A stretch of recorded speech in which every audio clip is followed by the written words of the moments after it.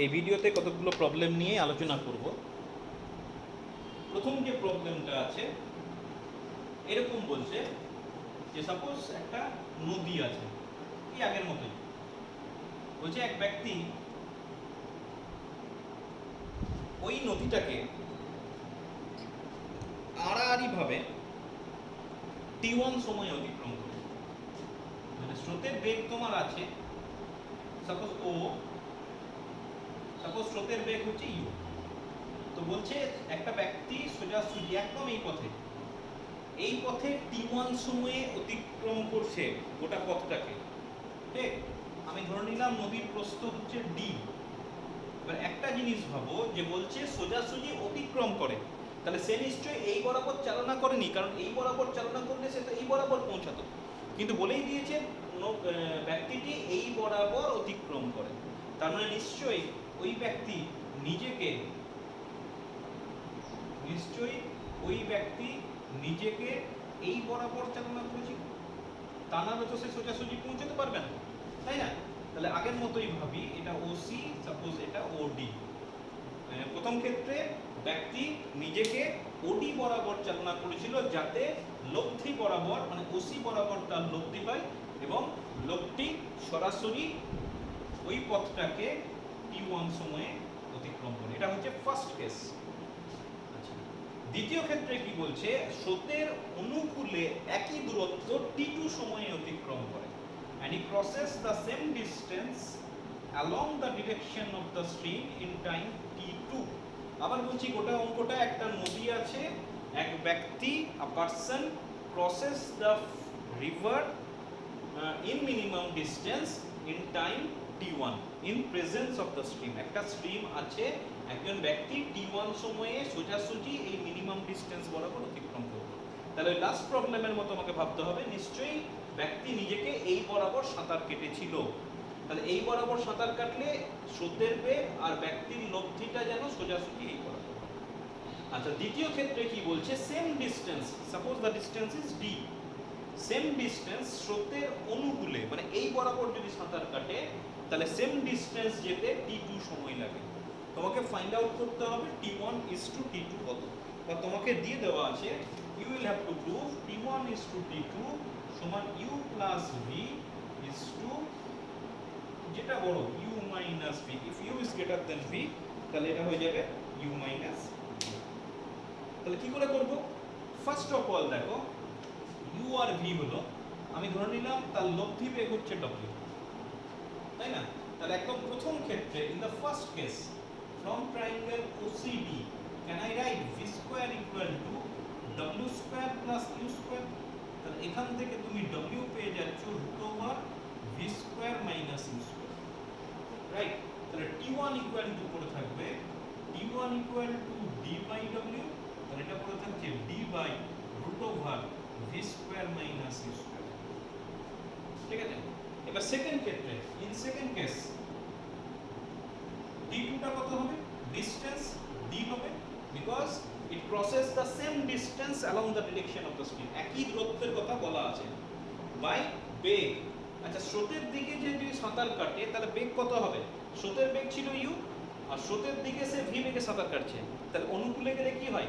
বেগ দুটো অ্যাড হয়ে যায়, তাহলে সেক্ষেত্রে স্রোতের দিকে বেগ হয়ে যাবে v plus u।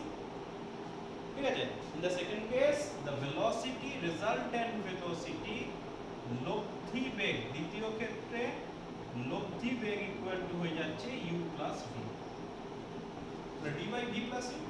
তাহলে t1 বাই t2 যদি ক্যালকুলেশন করো d by √over v square minus u square d by v plus u। এটা পড়ে থাকছে v প্লাস u, নিচে পড়ে থাকছে দেখো v square minus u square মানে v plus u v minus u। v plus u কেটে যাচ্ছে, তাহলে তোমার পড়ে থাকছে u প্লাস v আর নিচে পড়ে থাকছে v মাইনাস ইউ। এক্সপেক্টেড, কারণ v will be greater than u in general, তাহলে সেক্ষেত্রে v plus u by v minus u. খুব সিম্পল অঙ্ক, তাই না?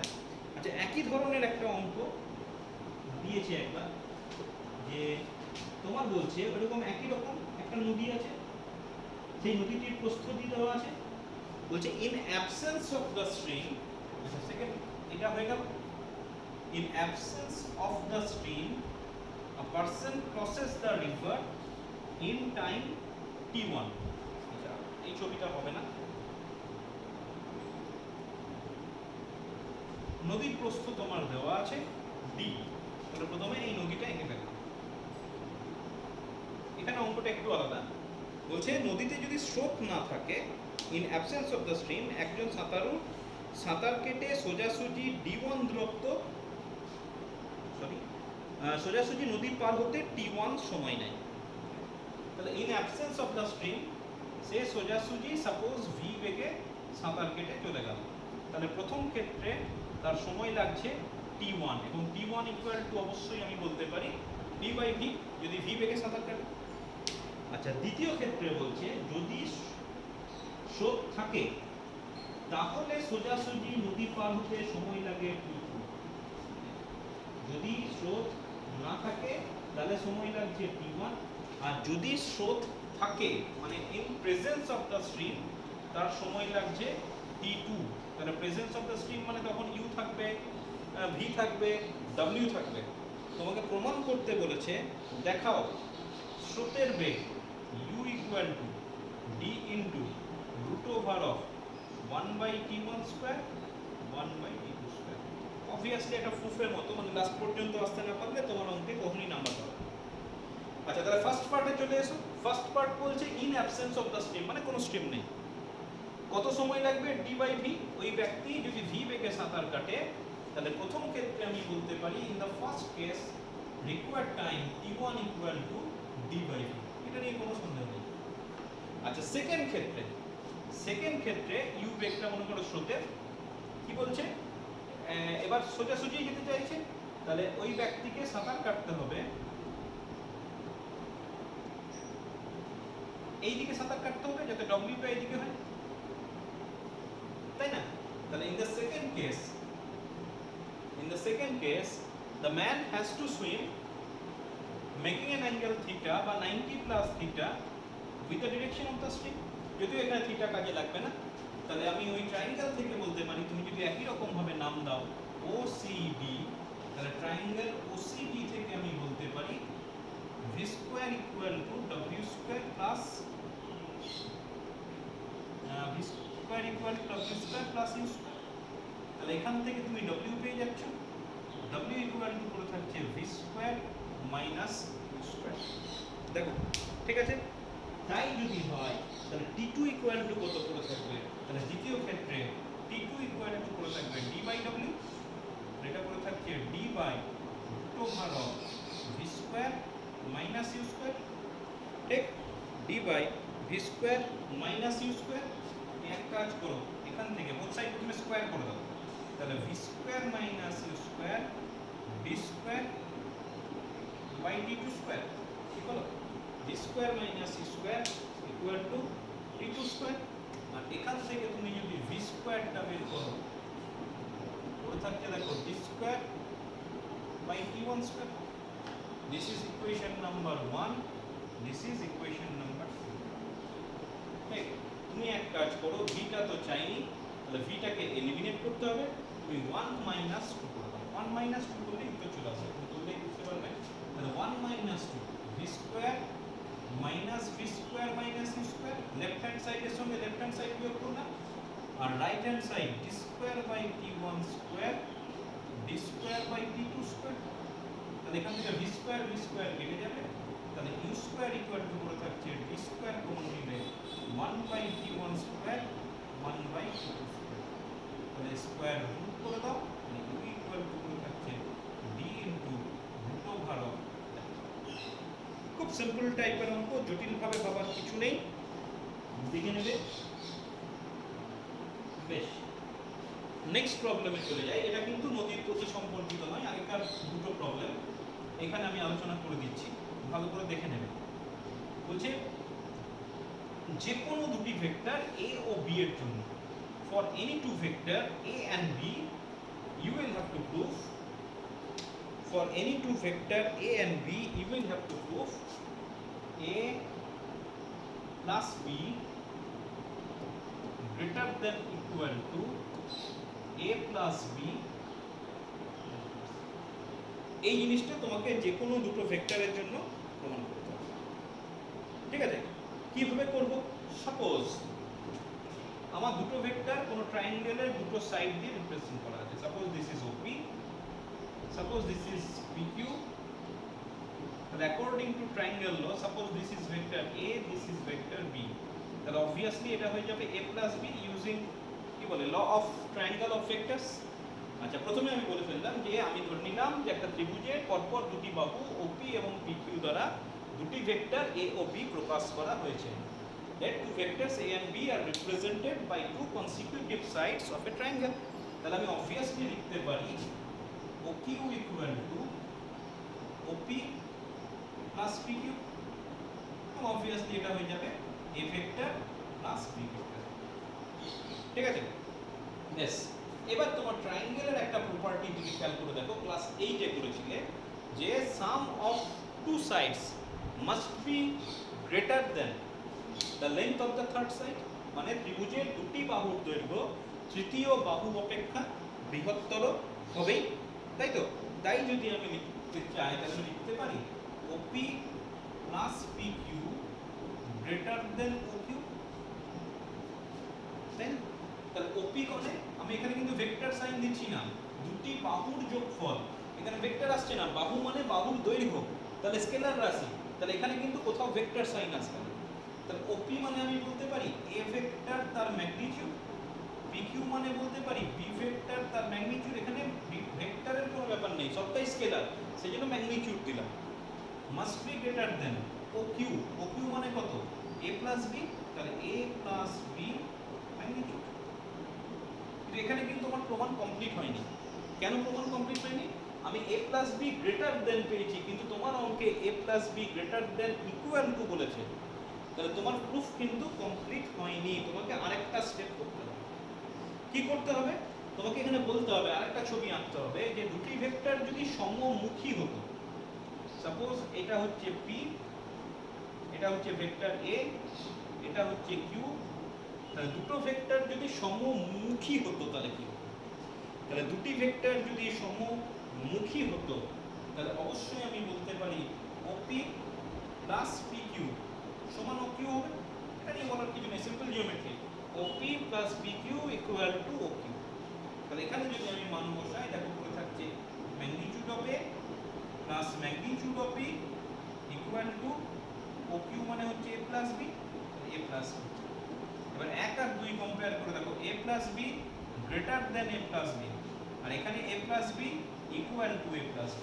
তাহলে 1 আর 2 যদি আমি কম্পেয়ার করি, আমি অবশ্যই লিখতে পারি A plus B greater than equal to A plus B, and this is equal to, this is applicable for any two vectors। ঠিক আছে, ভালো করে দেখবে, খুব জটিল কিছু নেই, একটা স্টেপে কিন্তু হবে না, মানে এখানে করে থেমে গেলে কিন্তু উত্তর মানে কমপ্লিট হবে না। আবার বলে দিচ্ছি গোটাটাকে, প্রথমে দুটো ভেক্টর, যে দুটো ভেক্টরই বলো না কেন, দুটো ভেক্টর ধরে নেবে that can be represented by two consecutive sides of a triangle, তাহলে সেখান থেকে থার্ড সাইড ইকুয়াল টু আমি লিখতে পারি A plus B। তারপর ফর এনি ট্রায়াঙ্গেল, যে কোনো ত্রিভুজের জন্য দুটি বাহুর সমষ্টি তৃতীয় বাহু অপেক্ষা বৃহত্তর। এখান থেকে কিন্তু আর ভেক্টরের কনসেপ্ট নেই, সব স্কেলার কনসেপ্ট। বাহুর দৈর্ঘ্য, তাই না? সেই জন্য দেখবে A ভেক্টর আমি লিখিনি, A ভেক্টরের ম্যাগনিটিউড, এখানে B ভেক্টরের ম্যাগনিটিউড, OQ মানে A plus B ভেক্টরের ম্যাগনিটিউড। আর লাস্ট যেটা নিয়েছি, যে দুটি ভেক্টর যদি সমমুখী হয়, if the two vectors acts along same direction, same direction হলে আমি আবার জ্যামিতির কনসেপ্ট থেকে লিখতে পারি OP প্লাস PQ সমান OQ, তারপরে মান বসালাম, 1 আর 2 কম্পেয়ার করলাম, আমার হয়ে গেল A plus B, A vector plus B vector greater than A plus B vector. আচ্ছা, এই অঙ্কটা দেখে নাও, একটু বেশ কনসেপচুয়াল একটা প্রবলেম। বলছে ইন XY প্লেন, XY তলে কোনো একটা বিন্দু আছে, সে P, P বিন্দুর স্থানাঙ্ক হচ্ছে XY। ঠিক, বলছে কোনো একটা কণা P অবস্থানে আছে বলা আছে, বলছে ওই কণাটার অবস্থান vector, the position vector of the particle is xi hat plus yj hat, যেভাবে আমরা রিপ্রেজেন্ট করে থাকি xi hat plus yj hat। আচ্ছা, the r vector makes an angle theta with x axis. এই যে অবস্থান ভেক্টরের কথা বললাম সেটা x অক্ষের সঙ্গে থিটা কোণের মতো। তোমাকে প্রশ্ন দিয়েছে ভেক্টরটির অভিমুখে along the direction of the vector and normal to the direction of the vector, দুটো ডিরেকশনে। দেখো আমি একটাকে বলেছি r hat along the direction of r, আর একটা বলেছি থিটা hat, নোটেশন থিটা দিয়ে চিহ্নিত করেছি, থিটা hat। এই দুটো ডিরেকশনে একক ভেক্টর কত হবে, এই হচ্ছে তোমার প্রশ্ন। তাহলে first of all find out r hat, then find out theta hat। এই হচ্ছে প্রশ্ন। কিভাবে নির্ণয় করব, খুব কনসেপচুয়াল প্রশ্ন একটা। ধারণাটা পরিষ্কার রাখবে, আমার xy একটা তল আছে, কোনো একটা কোণা p অবস্থানে আছে, স্থানাঙ্ক xy, it makes an angle theta with x axis. আচ্ছা, স্থানাঙ্ক যদি xy হয় তাহলে তোমাদের ধারণা আছে যে এই দূরত্বটা হচ্ছে x আর এই দূরত্বটা হচ্ছে y, তাই না? বেশ, এবার দেখো আমি যদি আটটাকে উপাংশে ভাঙতাম তাহলে এই বরাবর উপাংশ হতো r cos থিটা, আর এই বরাবর উপাংশ হতো r sin থিটা। এটা নিয়ে কোনো কনফিউশন থাকার নেই আর কিছু। এই বরাবর উপাংশ হয়ে যাচ্ছে r sin থিটা, আর এই বরাবর উপাংশ হয়ে যেত r cos থিটা। আমি আলাদা করে লিখে নিচ্ছি যে এক্ষেত্রে x equal to r cos theta এবং y equal to r sin theta. তাহলে আমি যদি এখানে আরেক এক্সপ্রেশনে বসিয়ে দিই, আমার এটা পুরো থাকছে r cos theta into y hat plus r sin theta into j hat। দেখো আমি আরটাকে কমন নিতে পারি, তাহলে r যদি কমন নিই তাহলে আমার পুরো থাকছে cos theta into y hat plus sin theta into j hat। তো মোটাটাকে আমি একটা থার্ড ব্র্যাকেট করে দিলাম। This is r vector. এবার তোমাকে বলেছে যে r ইউনিট ভেক্টর, মানে এটার মডিউলাস দিয়ে এটাকে ভাগ করতে হবে। তাহলে এটার মডিউলাস বের করে ফেললাম, r মডিউলাস, আটটা বাইরে রয়ে গেল, স্কয়ার রুট ওভার যাই বলবে, আর ভেতরে রইল cos square theta plus sin square theta, যেটাকে আমি স্কয়ার করতেই পারি। তাহলে আটটা তোমার বাইরে চলে আসবে, ওই বাইরে রাখা স্কয়ার রুট ওভার একই ব্যাপার। আচ্ছা, cos square theta plus sin square theta 1, তাহলে সিম্পল। তাহলে এখন যদি তোমাকে r ইউনিট ভেক্টর বের করতে বলে, this is r vector divided by its magnitude. তাহলে পড়ে থাকছে r ইনটু, এখানে পড়ে থাকছে cos theta i hat plus sin theta j hat divided by r। তাহলে r আর কেটে গেল, তাহলে ফাইনালি r ইউনিট ভেক্টর এটা পড়ে থাকলো। এখানে উত্তরটা লিখছি, এটা একটা উত্তর যে r ভেক্টর ইকুয়াল টু পড়ে থাকছে cos theta into i hat plus sin theta. Obviously this is an answer, first answer. এখন প্রশ্ন হচ্ছে সেকেন্ড কেসটা, বলছে r এর সঙ্গে যদি লম্ব অভিমুখের কথা বলি তাহলে সেই দিকে তোমার ইউনিট ভেক্টর কথা হবে। তাহলে সেই দিকে ইউনিট ভেক্টর বের করতে গেলে তোমাকে সেই দিকে ভেক্টর আগে বের করতে হবে।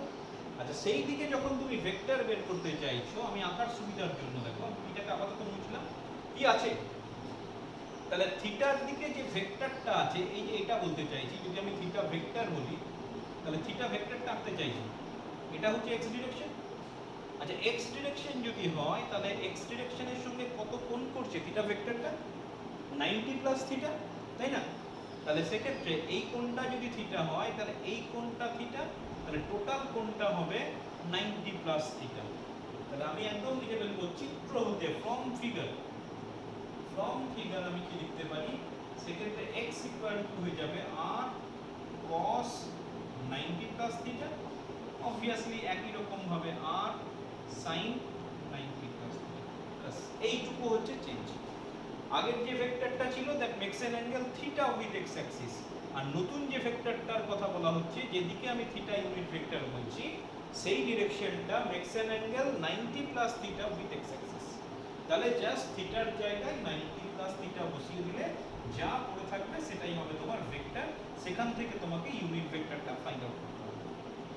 তাহলে আমার পড়ে থাকছে, এক্ষেত্রে আমি বলছি থিটা ভেক্টর, তাহলে এটা হয়ে যাচ্ছে x i hat plus y j hat। একই রকম ভাবে আমি 8টাকে কমনই নিয়ে নিলাম, তাহলে পড়ে থাকছে cos 90 প্লাস থিটা, এখানে আমার একটা ব্র্যাকেট দিতে হবে। আচ্ছা আই হ্যাটটাকে আমি আগে করে দিলাম, অথবা একই রকম রাখার জন্য আমি এখানে একটা সেকেন্ড ব্র্যাকেট করে আই হ্যাট করলাম plus sin 90 plus theta into j hat. আচ্ছা আমি এখানে যদি সেকেন্ড ব্র্যাকেটটা না দিতাম তাহলে কি সমস্যা হতো? সমস্যা এটাই হতো যে আমার মনে হতো যেন এই আই হ্যাটটা কসের মধ্যে ঢুকে যাবে। আমি এটা বোঝাতে চাইছি যে আই হ্যাট বা জে হ্যাট কিন্তু কস বা সাইনের ভেতরে নেই, সেই জন্য কস বা সাইনের টার্মটাকে আলাদা করে দিলাম।